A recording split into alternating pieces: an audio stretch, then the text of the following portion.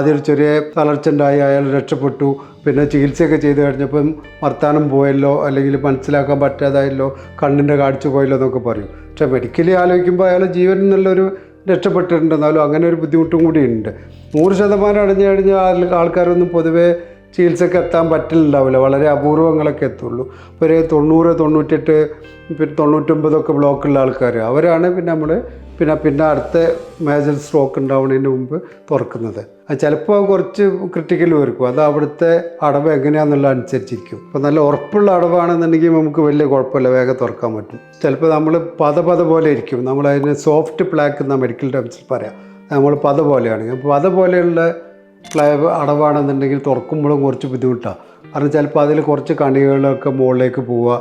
ഇപ്പോൾ മുകളിലേക്ക് പോയിട്ട് അത് ഇവിടെ തുറന്നിട്ടുണ്ടാവും, പക്ഷേ മുകളിൽ നമുക്ക് പ്രധാനപ്പെട്ട ഇപ്പം ഇവിടെയൊക്കെ തുറന്നു, ജീവനാപായമൊന്നുമില്ല. പക്ഷേ അയാൾ സംസാരത്തിൻ്റെ ഏരിയ പോയി കഴിഞ്ഞ് കഴിഞ്ഞാൽ രോഗിയുടെ ഭാഗത്ത് നോക്കുമ്പോൾ അതൊരു വലിയ ബുദ്ധിമുട്ട് തന്നെയാണ്. അയാൾ ആദ്യം ഒരു ചെറിയ തളർച്ച ഉണ്ടായി, അയാൾ രക്ഷപ്പെട്ടു. പിന്നെ ചികിത്സയൊക്കെ ചെയ്ത് കഴിഞ്ഞപ്പം വർത്താനം പോയല്ലോ, അല്ലെങ്കിൽ മനസ്സിലാക്കാൻ പറ്റാതായല്ലോ, കണ്ണിൻ്റെ കാഴ്ച പോയല്ലോ എന്നൊക്കെ പറയും. പക്ഷേ മെഡിക്കലി ആലോചിക്കുമ്പോൾ അയാൾ ജീവൻ എന്നുള്ളൊരു രക്ഷപ്പെട്ടിട്ടുണ്ട്. എന്നാലും അങ്ങനെ ഒരു ബുദ്ധിമുട്ടും കൂടി ഉണ്ട്.